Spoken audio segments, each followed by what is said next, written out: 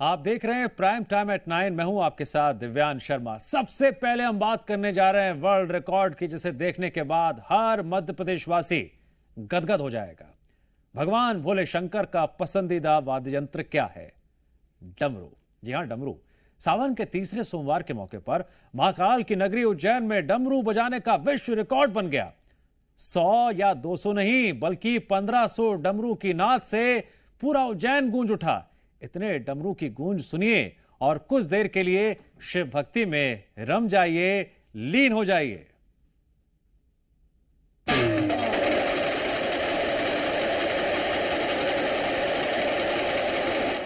सावन का तीसरा सोमवार, बाबा महाकाल की नगरी और एक साथ 1500 डमरुओं की धुन।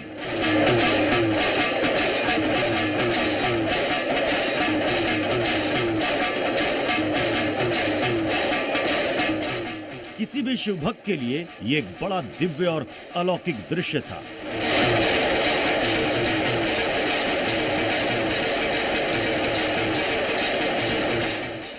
दस मिनट तक लगातार महाकाल लोक में जब एक साथ 1500 डमरू बजे तो जो दिव्य माहौल था वो देखने लायक था।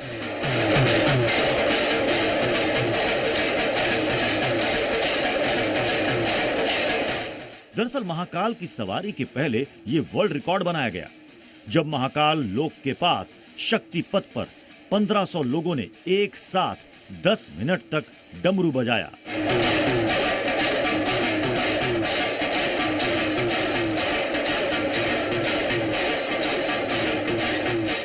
इसके बाद उज्जैन का नाम सबसे ज्यादा लोगों के डमरू बजाने के लिए Guinness book of world record में दर्ज हो गया।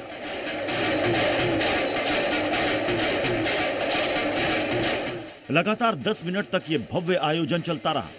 हर तरफ बाबा की भक्ति की अलौकिक छटा बिखरी थी और साथ में उज्जैन में मौजूद भक्त इसके गवाह बन रहे थे।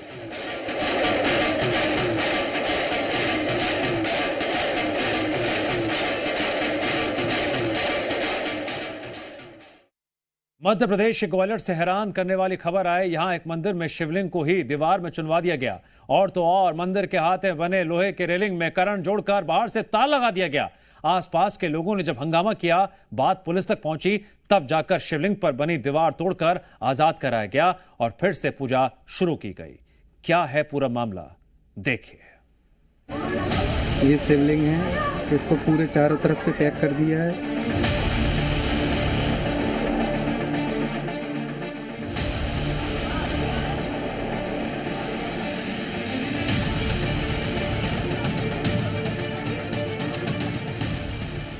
सावन के तीसरे सोमवार को मध्य प्रदेश के ग्वालियर में अजीबोगरीब वाकया हुआ।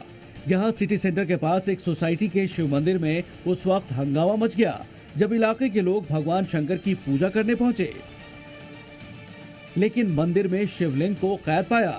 मंदिर में स्थापित शिवलिंग को ईंट सीमेंट से बनी दीवार में चुनवा दिया गया था और उसके चारों ओर बने लोहे की ग्रिल में बिजली की तार से करंट जोड़ दिया गया था ताकि कोई शिवलिंग के आसपास भी नहीं आ सके।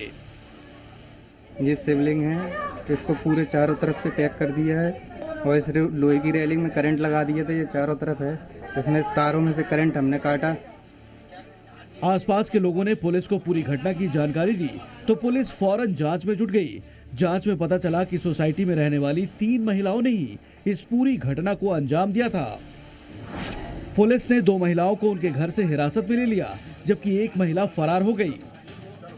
महिलाओं से पूछताछ में इस घटना पर जो खुलासा हुआ वो बेहद हैरान करने वाला था। महिलाओं ने बताया कि भगवान शिव ने सपने में दर्शन दिए।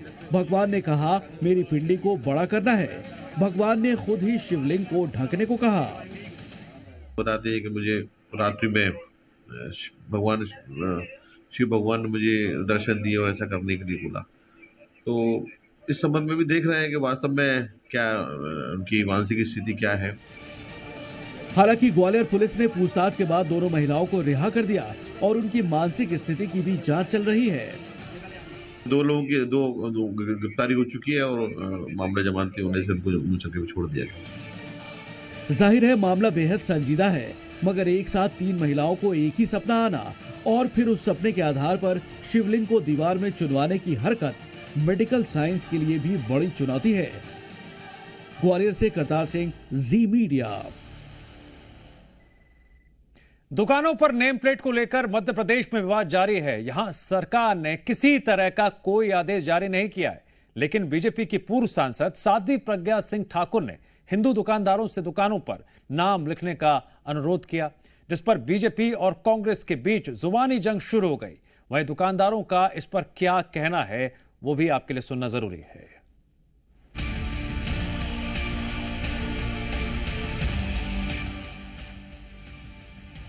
यूपी के बाद एमपी में भी नेम प्लेट वाला सियासी पैंतरा।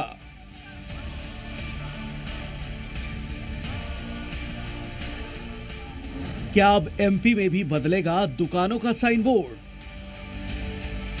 सावन की पहली सोमवारी पर उत्तर प्रदेश और तीसरी सोमवारी पर मध्य प्रदेश।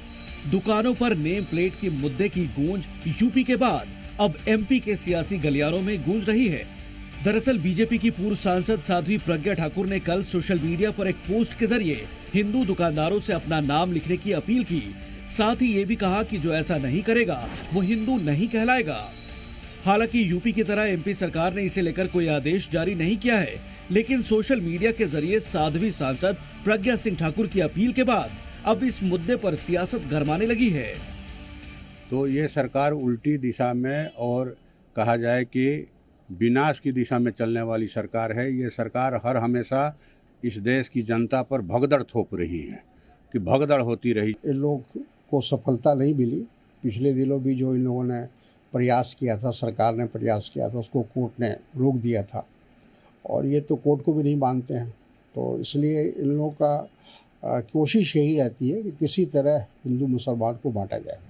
एक तरफ नेम प्लेट को लेकर राजनीति शुरू हो गई है, तो वहीं दूसरी तरफ दुकानदार भी नेम प्लेट को लेकर दो हिस्से में बंटने लगे हैं। पूरे एमपी में एक दुकानदारों का धड़ा ऐसा है जो साध्वी प्रज्ञा सिंह ठाकुर की अपील के समर्थन में खड़ा दिख रहा है, तो वहीं दुकानदारों का एक तबका इस अपील के विरोध में मत रख रहा है। हमने अलग अलग शहरों में दुकानदारों से इस मामले में बातचीत की। राजधानी भोपाल में अधिकतर दुकानदार इस फैसले के विरोध में हैं। साध्वी प्रज्ञा ठाकुर की अपील को समाज की अखंडता के खिलाफ बता रहे हैं। सब हिंदू मुस्लिम सब एक अपनी अपनी जगह सही है, अपना अपना बिजनेस कर रहे हैं। ऐसा नाम से और हिंदू मुस्लिम से कोई लेना देना नहीं है बिजनेस का। कोई नाम लिखना नहीं जरूरी। इसको क्या है, गलत मानता हूँ। ये होना नहीं चाहिए। क्या है कि हर किसी का अपना तौर तरीका रहता है, अपना मर्जी रहती है कि उस दुकान के बाहर कुछ भी लिखा है, नाम कुछ भी वो करे। इसमें उनका आह्वान करने से क्या होता है।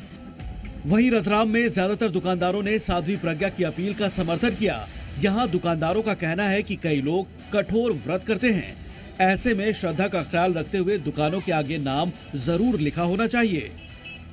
नाम लिखा होना तो बहुत जरूरी है और ये लिखना भी चाहिए, इसमें कोई आपत्ति नहीं है। नाम लिखने से सारी जो एक चीज़ है वो मालूम पड़ता है कि ये किसकी दुकान है, यहाँ से क्या सामान मिलेगा, किस तरीके का सामान मिलेगा। जबकि एमपी के मुरैना में अधिकतर दुकानदार नेम प्लेट लगाने के समर्थन में दिखे।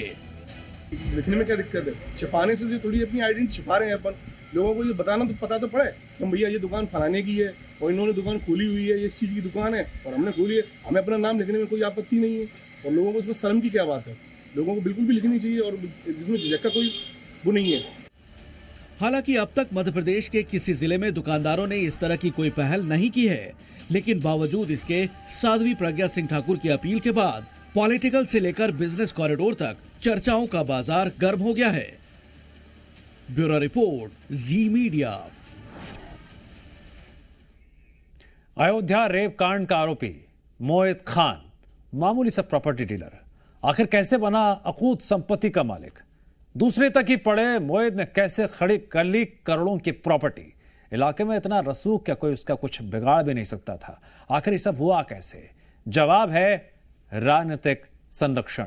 मोहित की कहानी काफी हद तक संदेश खाली कांड के आरोपी शाहजहां शेख की तरह ही है। देखिए अयोध्या के शाहजहां शेख की पूरी कुंडली।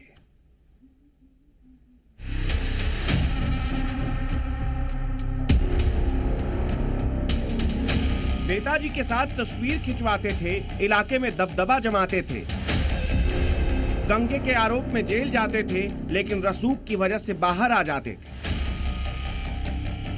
राजनीतिक संरक्षण में अयोध्या रेप कांड का आरोपी मोइन खान इस कदर बेखौफ था कि खुद को शहंशाह समझ बैठा था। लेकिन अब मोहित से उसके हर गुनाह का हिसाब लिया जा रहा है।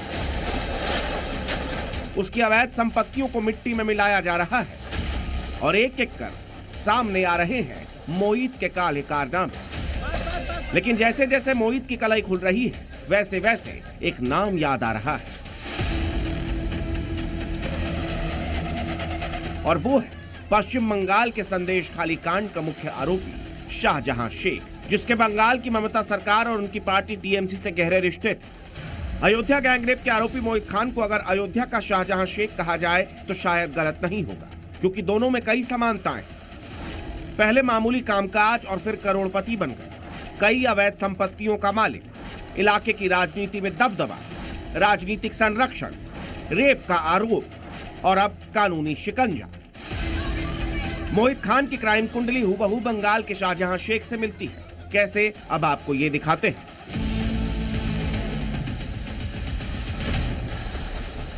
मोहित के ठिकानों पर बुलडोजर कार्रवाई के बाद उसके रसूख को भी बुलडोजर तले मिट्टी में मिला दिया गया है। लेकिन सवाल उठ रहा है कि आखिर एक मामूली सा प्रॉपर्टी डीलर कैसे बन गया 50 करोड़ का मालिक। अयोध्या के भदरसा में गैंग रेप का आरोपी मोहित खान और इसका रसूख कोई 1 या 2 साल का नहीं है, बल्कि पिछले 2 दशकों पुराना ये रसूखदार बताया जा रहा है। पिछले 20 सालों से समाजवादी पार्टी से जुड़ा मोहित 2012 में समाजवादी पार्टी का नगर अध्यक्ष बना और आज भी नगर अध्यक्ष के पद पर काबिज है। मोहित अपनी दबंगई में लगातार आगे बढ़ रहा था। सरकारें भले ही आती जाती रही, लेकिन कोई भी अधिकारी तंत्र से जुड़ा हुआ व्यक्ति मोहित पर हाथ डालने की कोशिश नहीं कर रहा था, या यूं कहें तो हाथ डालने में नाकाम साबित हो रहा था। समाजवादी पार्टी में मोहित की पैठ का अंदाजा आप इस तस्वीर से ही लगा सकते हैं। सोशल मीडिया पर वायरल इन तस्वीरों में देखा जा सकता है कि मोहित के कंधे पर किन का हाथ है और किन के दम पर वो उड़ा करता था। मोहित खान पर अक्टूबर 2012 में दंगा भड़काने का भी आरोप लगा था। मोहित पर एफआईआर दर्ज होने के बाद जेल भी भेजा गया, लेकिन यह उसका रसूख था कि पूरा कलंदर थाने के अंतर्गत आने वाली भदरसा चौकी उसके घर से चल रही थी और जेल जाने के बाद भी चौकी को नहीं हटाया गया। राजनीतिक संरक्षण की वजह से ही मोहित ने गरीबों की जमीन पर भी कब्जा करना शुरू कर दिया था। इसके खिलाफ कई शिकायतें की गई, लेकिन इनकी सुध लेने वाला कोई नहीं था। लेकिन अब अयोध्या के शाहजहां शेख की अवैध संपत्तियों को चिन्हित किया जा रहा है और संदेश खाली कांड के आरोपी शाहजहां शेख की तरह अब अयोध्या गैंगरेप का आरोपी मोहित भी पुलिस की गिरफ्त में है, क्योंकि किसी भी अपराधी का आखिरी अंजाम होता है सलाखें। नीतीश पांडे, जी मीडिया, अयोध्या। आरोपी मोहित खान के मामले में अब पोस्टर वॉर भी शुरू हो गया है। बीजेपी नेताओं ने लखनऊ में अखिलेश यादव की आवाज से कुछ ही दूरी पर पोस्टर लगाकर उनके पीडीए फॉर्मूले पर सवाल उठाए। पोस्टर में इस बात का दावा किया गया, अखिलेश को पीडीए यानी पिछड़ा और दलित से कोई मतलब नहीं, बल्कि वोट बैंक के लिए वो ए यानी अल्पसंख्यकों के बारे में ही सोच रहे हैं।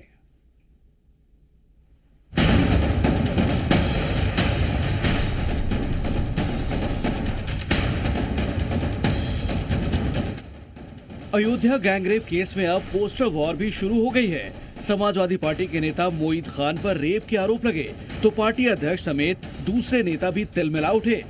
मामले पर पीड़ित लड़की को ही कटघरे में खड़ा करने की कोशिश होने लगी।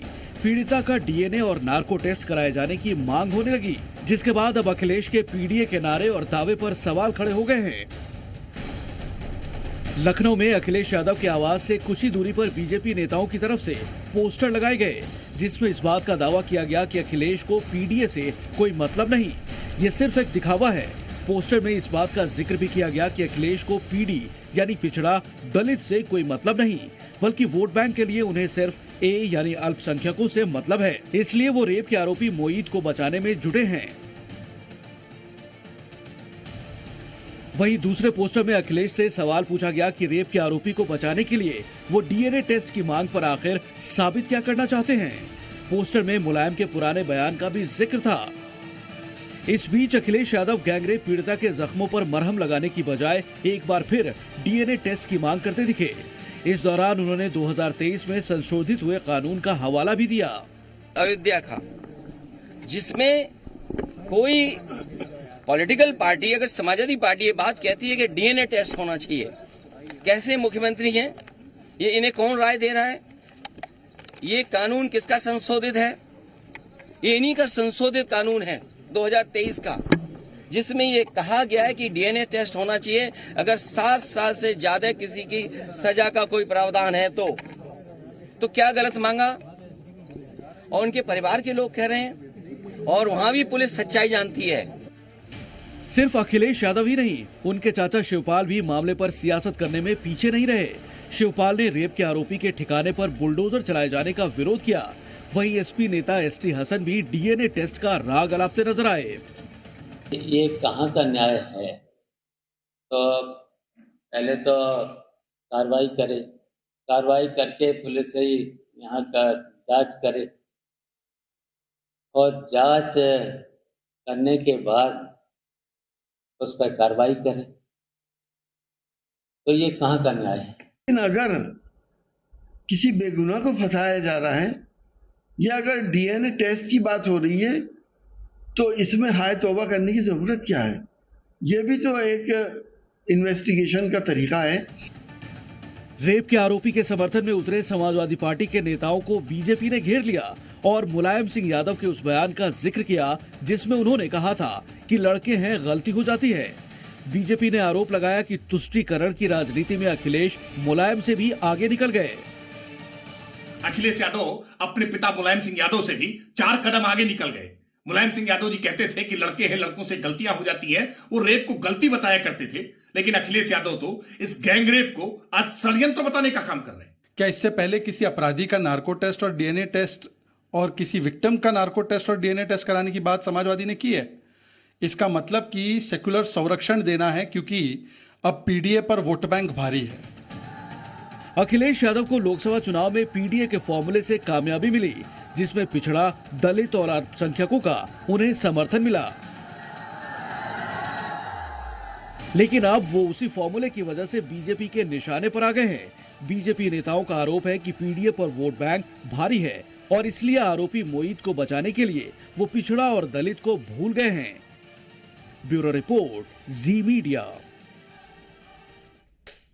और यहां रुकेंगे ब्रेक के लिए।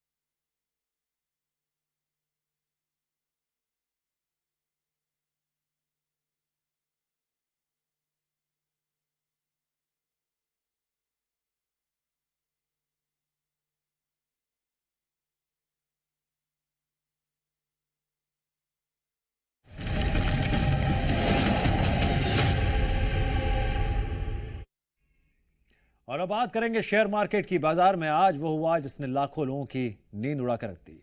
सोमवार का दिन कई लोगों के लिए ब्लैक मंडे साबित हुआ। बाजार में गिरावट से ऐसा कत्लेआम मचा, कुछ ही मिनटों में 17 लाख करोड़ की चपत लग गई। अब सवाल यह है, बाजार की गिरावट क्या संकेत दे रही है?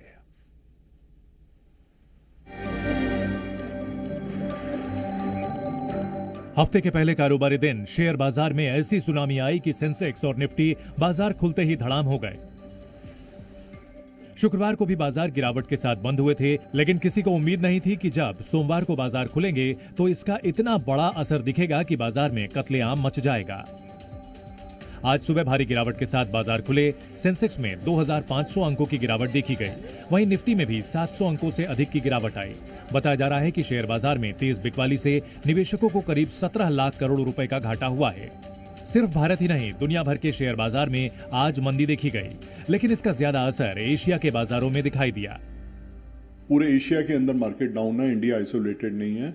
2% फॉल जो है यहाँ पर अच्छी बात यह है कि रिटेल इन्वेस्टर जो है वो अभी भी बड़ा इंथुजियास्ट है इंडिया की इकोनॉमी के ऊपर, इंडिया की ग्रोथ रेट के ऊपर।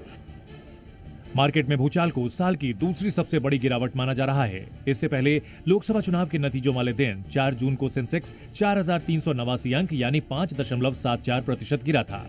जानकारों का कहना है कि जापान में बढ़ाए गए इंटरेस्ट रेट, अमेरिका में मंदी की आशंका और मिडिल ईस्ट में तनाव बाजार गिरने की बड़ी वजह है। जापान के सेंट्रल बैंक ने रेज किए बढ़ाए थे इंटरेस्ट रेट पिछले हफ्ते, उससे इम्पैक्ट आ रहा है। अमेरिका की इकोनॉमी थोड़ा सा लोअर लेवल पे आ रही है, उनकी नौकरियां जा रही हैं और नई नौकरियां कम बन रही हैं, तो इस सब का इम्पैक्ट जरूर आ रहा है। और दूसरा फिर इजराइल और ईरान का जो जंग छिड़ने की जो परिस्थिति है, उसका इम्पैक्ट जरूर मार्केट पे आ रहा है। साल 2008 में आई मंदी का असर भी दुनिया भर पर पड़ा था।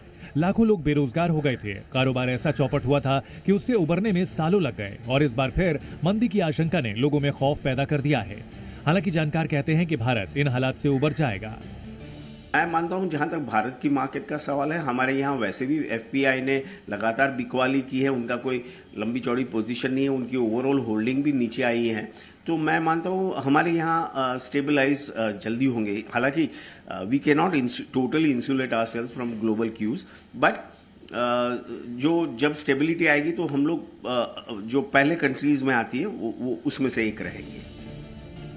जानकारों ने निवेशकों को भी इस बात की राय दी कि बाजार से निकलने का ये सही समय नहीं है, लिहाजा कुछ भी खरीदने और बेचने से फिलहाल बचें। लेकिन जिस तरह से बाजार में कोहराम मचा है, उसके बाद ये सवाल सबके जहन में है, क्या बाजार की मंदी संकट है या मौका? क्या ये 2008 जैसी मंदी का संकेत है? अमेरिका में मंदी की आशंका इसकी बड़ी वजह है? क्या जंग की आशंका से बाजार गिरा है? आम निवेशक पर इसका क्या असर होगा?